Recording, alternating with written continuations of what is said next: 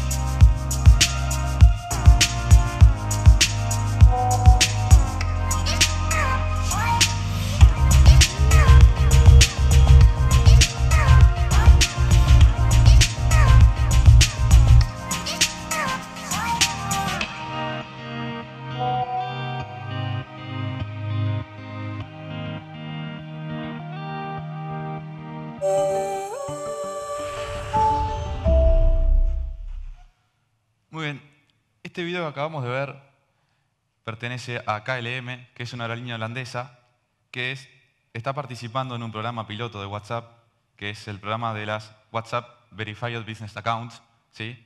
Que en realidad lo que están haciendo es explorar nuevas formas de conectar los negocios con las personas. Si vieron lo que hizo esa persona en el video, fue simplemente entrar a WhatsApp, elegir uno de sus contactos y preguntarle, en este caso a KLM, sobre el estado de sus vuelos o preguntarle si podía cambiar el asiento por el 3C, si no me equivoco, y automáticamente se le contestó un mensaje diciendo que sí, que se le había cambiado. Eso que vimos es justamente un chatbot. Está muy bueno, pero para poder llegar a tener algo así, tenemos que primero saber cómo es que funciona, ¿sí? Qué es lo que implica tener uno de estos chatbots andando. Entonces vamos a ir a bajar un poco a la definición básica y ustedes me dirán, ¿me vas a decir lo que es un chat? Sí. ¿Por qué?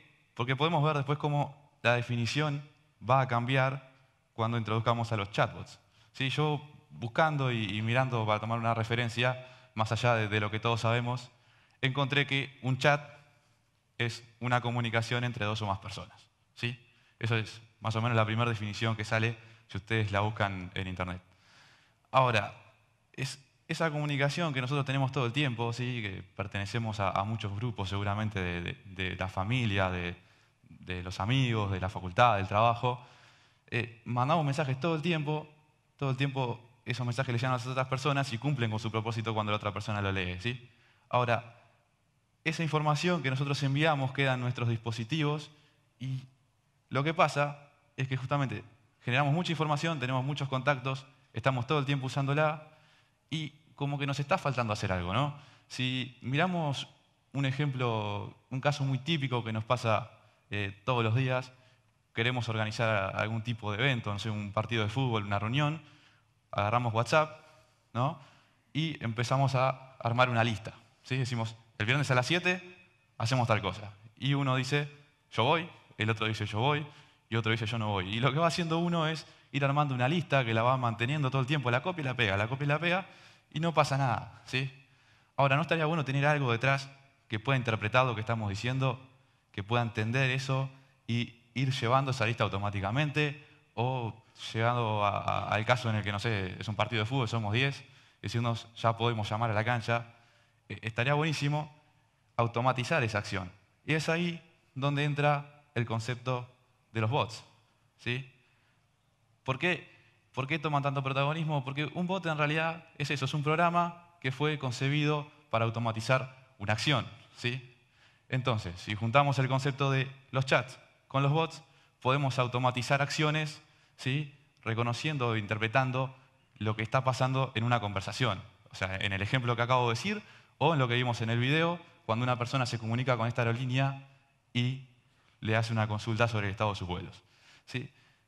Entonces, justamente lo que tenemos que empezar a ver es qué es lo que nos podemos esperar de un chatbot, cuál es el comportamiento que nos podemos esperar. Nos tendríamos que esperar un comportamiento natural, porque como vimos, esa persona le preguntó a KLM si podía cambiar su asiento. Y le contestó que sí, que ya lo había cambiado, no le puso un mensaje robótico, ¿sí?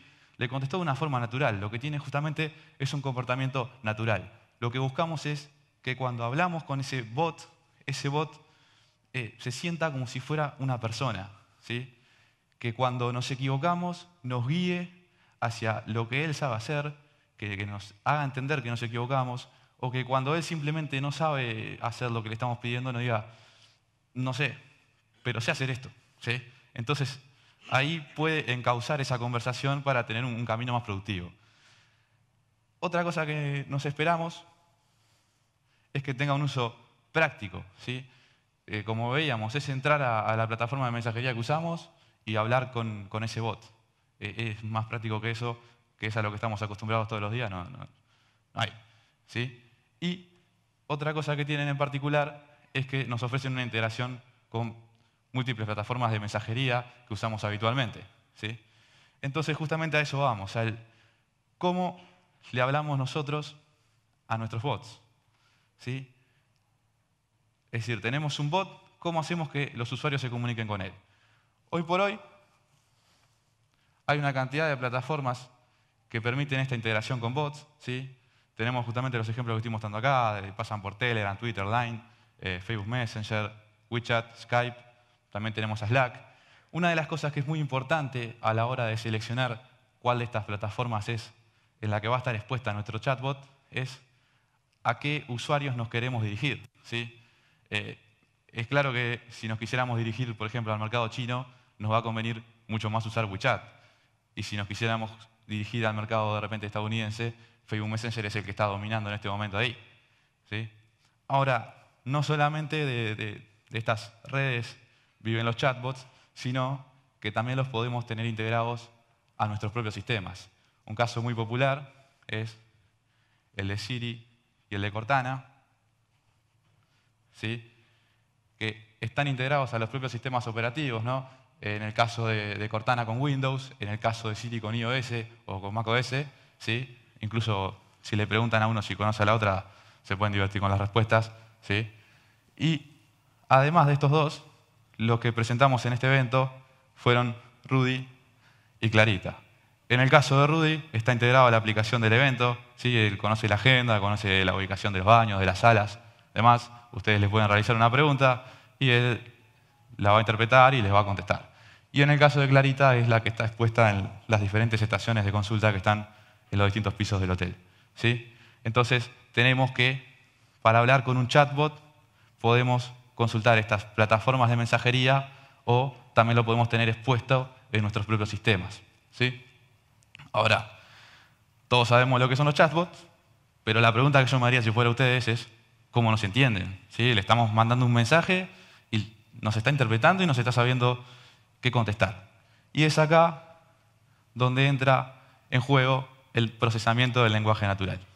¿Qué es el procesamiento del lenguaje natural? Es en realidad una rama de la inteligencia artificial que estudia esa interacción que hay entre las computadoras y las personas en el lenguaje hablado, ¿sí? Entonces, es una definición muy estricta de lo que es una rama de determinado ciencia, pero podemos ir a algo más común, podemos bajar eso más a lo que todos conocemos y vamos a volver un poco a la escuela entonces para eso, ¿sí? Lo que tenemos acá atrás es una frase que dice, nosotros queremos comprar 2 camisetas rojas, ¿sí? Cuando íbamos a la escuela nos enseñaron a analizar oraciones, ¿sí? Nos dijeron que tenían un predicado, que tenían un sujeto y que tenían verbos, ¿sí? Y nos enseñaron a identificarlos. Entonces, yo claramente puedo decir que nosotros es el sujeto, ¿no? ¿Estamos todos de acuerdo? Puedo decir que el predicado es queremos comprar 2 remeras rojas. Y podemos decir que el verbo principal es comprar. Eso todos lo podemos hacer. Ahora, lo que nos preguntamos es cómo un bot va a analizar esta oración. Y eso va a depender de cómo los distintos servicios de procesamiento del lenguaje natural lo apliquen, ¿no? En los casos que hemos estudiado, se centran en identificar la intención del usuario cuando dice algo. Cuando hablamos de intenciones, cómo él manifiesta lo que quiere hacer, ¿sí? Y lo otro que van a identificar son las distintas entidades a las que él está haciendo referencias. Y cuando hablamos de entidades, hablamos de esos objetos que nosotros le decimos al bot que él va a saber reconocer. Entonces, en este caso, la intención del usuario es comprar algo, ¿sí? Que casualmente coincide también con el verbo. Y las entidades que él pudo identificar son la cantidad, ¿sí? Él sabe que lo que se está comprando son 2. También sabe que lo que se está comprando tiene un color, ¿sí? Ese es el color rojo. Y también sabe que se nombró a un producto. Ese producto es la camiseta, ¿sí? Entonces, ahora sabemos cómo es que el bot nos interpreta a nosotros. Ahora, ¿quiénes nos proveen de la posibilidad de tener esta interpretación? ¿Quiénes nos dan este servicio? Hay una cantidad, la verdad. Tenemos, por ejemplo, a WIT ahí, tenemos a Recast ahí, tenemos a Azure, pero los que nosotros vamos a nombrar son los ejemplos que hemos estudiado, ¿sí?, a fondo para poder hablar con un poco más de propiedad. Entonces, los ejemplos de los que vamos a hablar son Watson Conversation, API y Lex de Amazon. Bien, vamos a empezar por Watson Conversation. Watson Conversation es un servicio justamente de IBM, ¿sí?, que es en el que está basado Rudy. Este servicio nos da la posibilidad de definir mediante un IDE cuáles son las intenciones que nuestro bot va a saber reconocer, ¿sí? Para cada una de esas intenciones le vamos a dar ejemplos para que él pueda entrenarse, ¿sí? Es decir, si tenemos la intención de comprar, un ejemplo para comprar va a ser yo quiero comprar algo o quiero eso, ¿sí? Esos ejemplos son los que le vamos a dar, ese tipo de ejemplo para que él pueda entrenarse. Y también vamos a poder definir las entidades que el bot va a manejar. Entonces, tenemos justamente las entidades que habíamos hablado anteriormente. Podemos decirle que vamos a tener productos, los valores para ese producto pueden ser camisetas, pueden ser pantalones, y cada uno puede tener sus propios sinónimos, ¿sí? Entonces, Watson, además de esto, nos permite también definir el modelo del diálogo que se va a manejar, ¿sí? Vamos a tener diferentes nodos donde va a estar parado cada parte de la conversación y donde se va a manejar un contexto, ¿sí? ¿A qué me refiero con un contexto? Ustedes están acá en esta charla, ¿sí? Vinieron a las 9 de la mañana, una charla que se llama Conversational Ecosystem, y seguramente si nosotros les preguntamos a ustedes el nombre del orador, lo saben que soy yo, ¿tá? Entonces, eso es porque cuando estamos teniendo esta conversación, estamos parados en un contexto, sabemos en dónde estamos parados. Para el bot es igual, él tiene que conocer el contexto en el que está parado, ¿sí? Él tiene que saber, para la siguiente pregunta, la que sigue, al queremos comprar 2 camisetas rojas, él sabe justamente lo que queríamos comprar, él sabe quién es el que la quiere comprar para poder después dar un mensaje de confirmación o sea lo que sea que hayamos definido para que ese diálogo siga y fluya, ¿sí? También tenemos la posibilidad con Watson de hacer un deploy, ¿sí?, de desplegar nuestro bot a través de Slack y próximamente lo vamos a tener a través de Messenger, de Facebook Messenger. Otro de los servicios que hemos estudiado es API. API fue comprado por Google hace un tiempo, ¿sí? Se diferencia en que básicamente, si bien nos permite definir las intenciones, y nos permite definir cuáles son las entidades que va a manejar, el diálogo lo vamos a formar a través justamente de la definición de intenciones. No vamos a tener un árbol en el que definamos los nodos, sino que dentro de cada intención le vamos a decir cuáles son los datos que tiene que pedirle al usuario, ¿sí? Entonces, vamos a saber que si la persona le dice quiero comprar algo, nosotros definimos que tiene que decirnos un producto, que tiene que decirnos un color, que tiene que decirnos una cantidad, esos datos se los va a pedir al usuario, ¿sí? Además nos permite realizar justamente el deploy, como decíamos anteriormente, para muchas plataformas, ¿sí? O sea, desde Messenger, pasando por Telegram, Line y una cantidad, o sea, son incluso más de las que nombré anteriormente cuando hablábamos de las plataformas, ¿sí? Y nos permite definir en qué momento él se va a comunicar con nuestro servidor, ¿sí? Si vamos a hacerlo de slot a slot, o sea, cada vez que se le pide un dato, o si vamos a hacerlo al completar la intención. Otro que hemos utilizado es Lex, de Amazon. Tiene un funcionamiento similar al de API a la hora de definir las diferentes intenciones y entidades, ¿sí? Pero se caracteriza más bien por estar totalmente integrado con los servicios de Amazon Web Service, ¿sí? Está ahí, digamos, y es mucho más sencillo de usar si tenemos nuestro sistema desplegado en Amazon Web Service, ¿sí? Entonces, ahora si yo les digo todo esto, ustedes seguramente se están preguntando cuál es el mejor.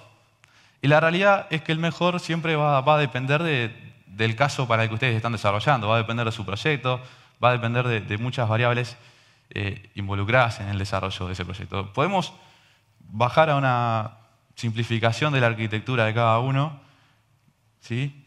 En el caso de Watson, yo podría decir que si ustedes lo que necesitan es pasar constantemente por su servidor porque quieren tener todos los mensajes almacenados o porque quieren mantener una mayor trazabilidad de su propio sistema, puede ser que les convenga más usar Watson porque Watson no nos va a permitir en realidad definir en qué momento él se va a comunicar con nuestro servidor, sino que va a pasar todo el tiempo por él, ¿tá? Ahora, si queremos algo en lo que le podamos permitir delegar la comunicación entre el cliente, es decir, de donde surge el mensaje y directamente el proveedor, podemos usar API. Él nos va a permitir comunicarnos directamente con su servicio y, como habíamos dicho anteriormente, vamos a tener definido en API cuándo él se tiene que comunicar con el servidor. ¿Sí? Por ejemplo, para el caso de queríamos comprar camisetas, tenemos que saber si esas camisetas están en stock. Entonces, en ese caso, él va a ir a consultar un servicio nuestro para poder saber qué responderle al usuario. Y el otro caso, como decíamos, es el de Lex, que si estamos en Amazon, seguramente nos convenga usarlo, ¿sí? Lex se comunica directamente con Lambda, que es un motor de ejecución de código, digamos, en la nube. Si les interesa saber un poco más de esto, pueden ver la charla de Gonzalo Galotti, que fue ayer, pero está online. Entonces, estos son los tres casos que tenemos. Ahora, vimos esas diferencias a nivel de arquitectura, pero lo que tenemos que tener en cuenta, es lo que tienen en común, ¿sí? ¿Qué es lo que tienen en común? Justamente, como ya hemos dicho anteriormente, se basan en ese modelo de identificar las intenciones e identificar las entidades. Habíamos dicho también que todos nos permiten mandarle un mensaje. ¿Eso por qué? Porque nos permiten consumir una API, ¿sí? Donde nosotros vamos a enviar un mensaje apuntando a sus propios servicios y ellos nos van a devolver procesado ese mensaje para saber cuál es la intención que se detectó y cuáles son las entidades y sus valores, ¿sí? También nos permiten poder importar sus estructuras, es decir, poder en algún lado tener un archivo con sus estructuras, con sus definiciones para poder subirlo o para poder bajarlo y tenerlo respaldado. También nos permiten poder consumir un servicio de ellos para poder modificar y actualizar los valores de las entidades y de las intenciones, ¿sí? Ahora que vimos esta simplificación de la arquitectura, en realidad habremos notado que hay un cambio porque siempre hay algo en el medio, ¿sí? Y eso que hay en el medio es esa interpretación del bot. Entonces, tenemos un cambio cuando analizamos lo que tenemos tradicionalmente hace tiempo, que es que tocamos un botón y pasa algo, ¿sí? Si decimos, yo toco un botón para eliminar un registro, entonces cuando voy al servidor, yo estoy haciendo una eliminación de un dato en una base de datos. Si estoy diciendo quiero comprar algo, toco un botón para comprar algo y generalmente del otro lado pasa algo. Ahora, en este caso, lo que tenemos es un cambio ya en esa concepción de la relación que tenemos entre la interfaz de usuario y el backend.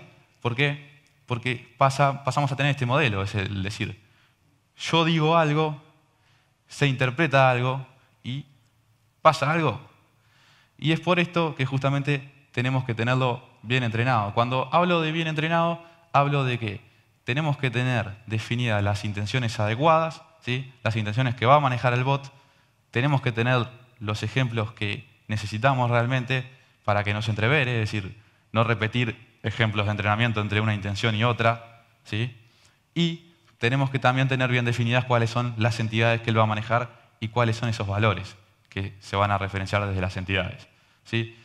Nosotros en estos proveedores tenemos la posibilidad siempre de hablar ya en sus propios IDEs con el bot, ¿sí? Para saber en qué estado está ese entrenamiento, es decir, poder ver cuando estamos hablando con él si él está entendiendo bien lo que queremos hacer, es decir, si cuando decimos quiero comprar algo en realidad no está entendiendo la intención de un saludo, digamos, ¿sí? Y eso lo podemos corregir en el momento y podemos ir diciendo, bueno, teníamos un problema, vamos a ver qué es lo que definimos, vamos a arreglarlo, así tenemos esa relación más afinada. ¿Por qué? Porque si vamos a tener un canal de ventas con un chatbot y no entiende cuando la gente quiere comprar algo, vamos a tener un problema. ¿Sí? Vamos a tener una interfaz de usuario que no está dando resultado. Pero, por otro lado, si lo tenemos bien entrenado, lo que vamos a tener es justamente esto que decimos acá, ¿sí? Lo que tenemos es una interfaz nueva que en realidad atrae mucho a la gente. Cada vez que la hemos probado, la gente la usa muchísimo, al menos en mi experiencia. Le mandan muchos mensajes, se prenden, ¿sí? Porque a la gente le gusta. Yo no digo que ya saquen todo y pongan todo chatbot, ¿no? Es un complemento hoy a lo que tenemos tradicionalmente y a futuro no sabemos lo que puede llegar a ser, ¿sí? Entonces, digamos que tenemos esa oportunidad para innovar. Si tenemos bien afinados entrenamiento, podemos tener algo muy bueno, ¿sí? Entonces, lo que vamos a hacer ahora es un pequeño corte y vamos a seguir después con más interfaces conversacionales con GeneXus. Vamos a ver cómo las hacemos ahora, ¿sí? Junto con Sebastián Gómez. Muchas gracias.